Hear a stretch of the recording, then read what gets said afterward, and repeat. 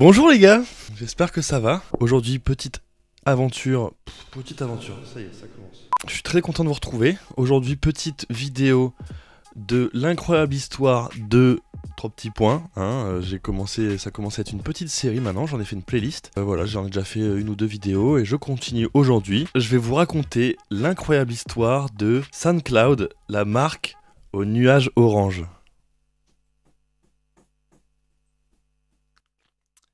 Voilà. Donc SoundCloud, c'est une application de streaming musical, pour ceux qui ne savent pas.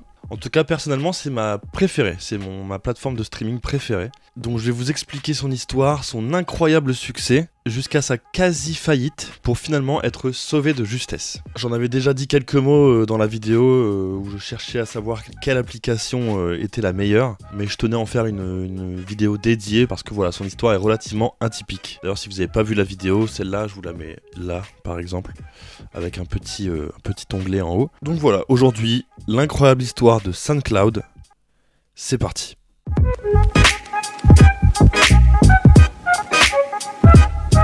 Tout commence à Stockholm, en Suède. Alex Young, un designer sonore, et Eric Walfors souhaitent tous deux créer une plateforme sur laquelle on peut poster ses musiques. Ils expliquent qu'à l'époque c'est un peu compliqué de collaborer avec d'autres artistes parce qu'ils pouvaient pas s'envoyer leur création et puis en débriefer, discuter de ça, tout ça. À cette époque-là, il existe Flickr ou Flickr, je sais pas trop comment on dit, donc une plateforme d'images, et il existait Vimeo qui permettait donc de poster des vidéos. En revanche, pour partager sa musique, c'était un peu plus compliqué, il n'existait pas encore vraiment de plateforme dédiée à ça. SoundCloud est donc fondé à Stockholm, mais il va vite déménager pour finalement s'installer à Berlin. On est alors en 2007. Quelques mois seulement après sa création, SoundCloud commence à concurrencer MySpace, qui était la seule alternative, on va dire, à l'époque, mais qui n'était pas vraiment dédiée à ça. C'était plutôt un blog sur lequel on pouvait poster un peu de musique. L'évolution de SoundCloud, elle est incroyable. Elle est hyper rapide. En 2010, on y compte 1 million d'inscrits. Un an plus tard, c'est 5 millions d'inscrits. Et en 2012,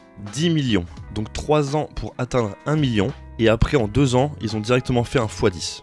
En 2013, après avoir enchaîné les levées de fonds par des investisseurs, c'est 250 millions d'utilisateurs qui surfent sur SoundCloud. La progression, elle est fulgurante. Et SoundCloud se place rapidement comme étant le leader des plateformes de partage musical. En décembre 2014, c'est le Wall Street Journal qui estime la valeur de l'entreprise à 1,2 milliard de dollars. En 2016, SoundCloud met une nouvelle fois en place une levée de fonds, et c'est à ce moment-là Twitter qui investira 70 millions de dollars. Après avoir concurrencé MySpace, SoundCloud se fait à son tour concurrencer par une autre plateforme qui est elle dédiée aux sessions de mixage enregistrées en studio. On parle alors de Mixcloud. Maintenant que le petit historique est fait, je vais vous parler des fonctionnalités. Qu'est-ce qui a différencié SoundCloud des autres plateformes et comment expliquer son succès? Et au passage, pourquoi moi elle m'a séduit. La fonction principale de SoundCloud, c'est de permettre aux utilisateurs de pouvoir poster gratuitement leur musique et d'avoir une page qui leur est dédiée, un peu comme une sorte de blog. Un blog mais musical, un musiclog. On dit un vlog, musicalog, musiclog, ouais. Bon. En plus de ça, la plateforme permet de pouvoir intégrer sa musique sur n'importe quel site, à la différence de MySpace, qui ne permettait de poster que sur son propre site. Cette fonctionnalité va donc lui permettre d'être associée directement à Facebook et Twitter pour permettre aux utilisateurs de pouvoir toucher directement leur audience et même de pouvoir l'élargir. Alors pourquoi moi je kiffe autant SoundCloud? Eh bien parce que je suis un digger dans l'âme. Ouais man. Digger, ça vient de to dig, qui veut dire en anglais creuser, fouiller, voilà, fouiner, voilà quoi, un peu tout ce lexique-là. À la base, on utilise ce terme pour les chercheurs d'or. Et d'ailleurs, on dit parfois en musique qu'on a déniché une pépite, donc comme une pépite d'or. On dit, oh, j'ai trouvé une pépite là, mon gars. Ben voilà, c'est un peu le même lexique, pépite d'or, digger, petit digger, on digue, voilà quoi. Perso, j'adore ça. Fouiller, aller trouver des trucs, des artistes méconnus qui font du sale, des mecs à l'autre bout du monde. Enfin voilà, moi j'adore ça. Tous les jours, j'essaie de découvrir un maximum de sons. C'est vraiment un truc que je fais depuis des années et depuis donc les débuts de SoundCloud. Et du coup, avec SoundCloud, j'ai été servi direct. Ça a toujours été une plateforme qui sortait un peu du mainstream habituel. On pouvait facilement tomber sur des petits artistes perdus à l'autre bout du monde. Ça a toujours été un peu la plateforme dédiée aux artistes indépendants quoi. Aujourd'hui encore, son algorithme, il est fait comme ça. Il est fait de sorte à ce qu'on soit facilement redirigé vers des artistes indépendants. Déjà, tous les artistes vraiment mainstream, ils sont pas forcément aussi bien représentés sur la plateforme que sur d'autres. Et pour la plupart, ils sont disponibles qu'en version Go, c'est-à-dire la version payante, l'abonnement payant de SoundCloud. Mais alors par contre pour les petits artistes indépendants, vous en avez un océan entier à explorer. Lorsque vous terminez une playlist de rap par exemple, eh bien le son continue, ça ne s'arrête pas, à la fin de votre playlist, hop ça enchaîne, et ça va directement ensuite vous mettre des sons qui pourraient être dans votre playlist en fait, des trucs qui collent bien à la playlist, aux artistes qu'il y a avant, que vous avez écouté avant, et la plupart du temps on s'en rend même pas compte, on est en train d'écouter notre playlist, tac ça enchaîne, et on se rend même pas compte tellement ça colle bien, c'est vraiment dans le même mood. Et déjà ça je trouve ça trop bien. Donc rien qu'avec ça déjà ça m'a permis de découvrir une quantité d'artistes incroyables. Et ensuite on a la fonctionnalité ce que vous aimez le plus. Alors ce que vous aimez le plus, c'est une playlist qui est elle créée par l'algorithme, qui commence par un des sons que vous écoutez le plus dernièrement, et ensuite donc c'est juste le premier son, et après tout le reste, pareil qu'avant, c'est des musiques, des titres qui sont dans le même univers. Encore une fois, avec ça j'ai découvert plein d'artistes, et des fois juste je les écoute en boucle après et je les intègre à mes propres playlists. Et franchement moi j'ai fait des découvertes improbables là-dessus, vraiment des petits mecs qui ont 200 abonnés au Brésil, machin, et franchement c'est vraiment un moyen de trouver des pépites. Voilà, juste pour ça, moi, je kiffe SoundCloud et je pense que j'utiliserai toujours SoundCloud. Passons mon avis, parce que finalement, on s'en fout un petit peu. On va parler maintenant de la presque faillite de SoundCloud.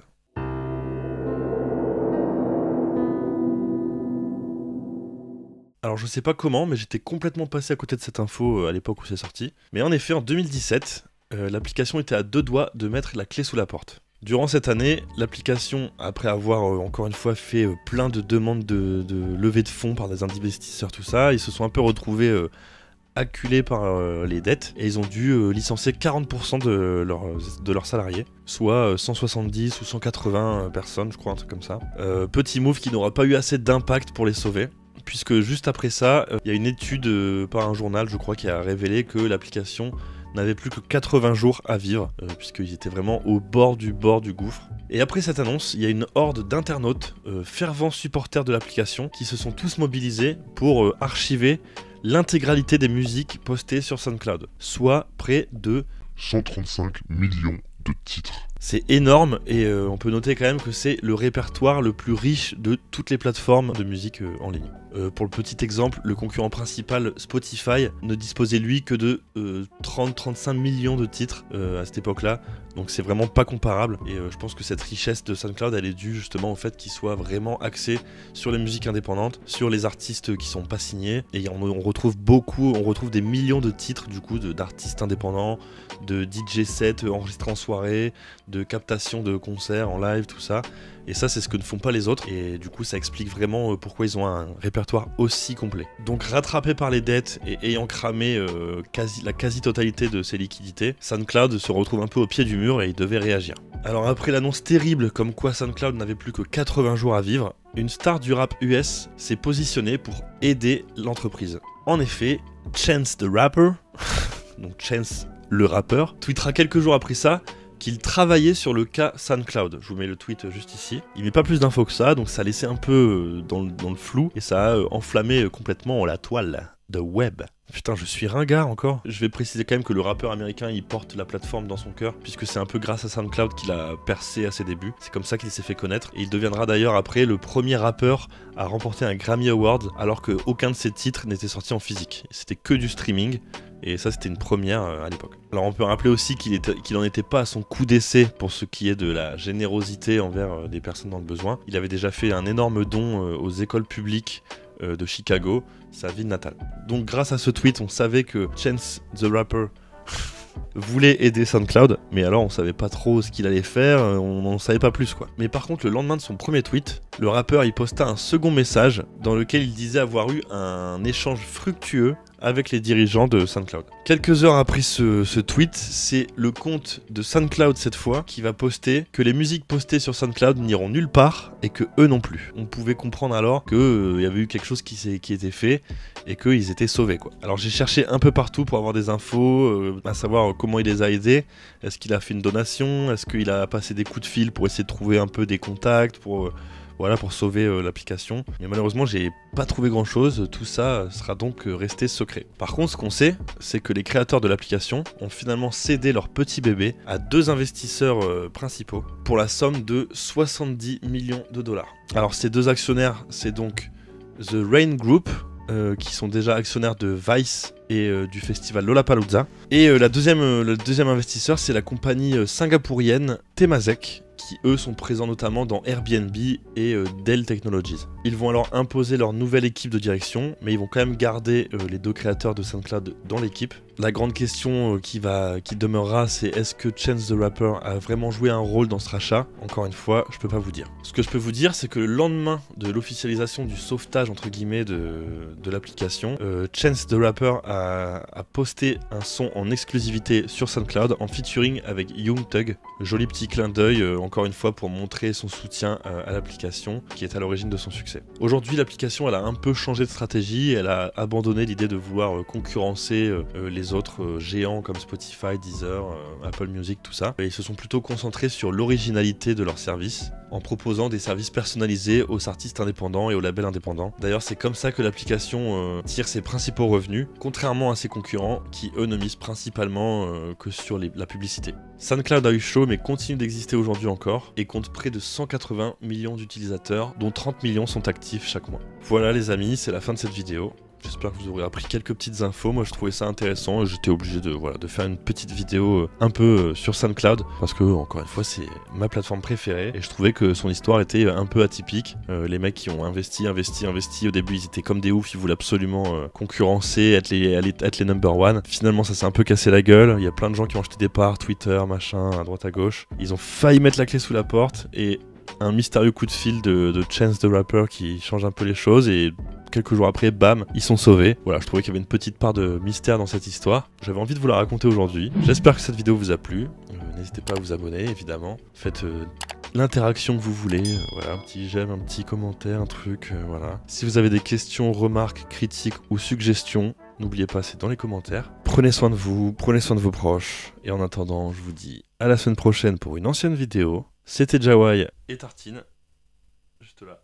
Je vous dis à bientôt. La bise.